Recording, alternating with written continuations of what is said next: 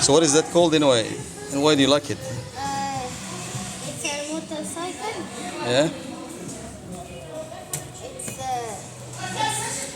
It maneuvers a little better than a car, Yeah?